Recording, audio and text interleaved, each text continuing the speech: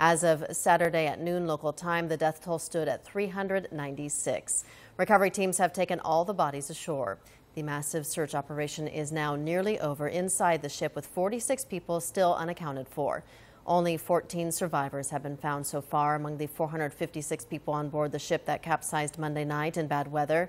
In a news conference just about an hour ago, the deputy chief of China's State Council Information Office vowed to continue searching for the missing passengers.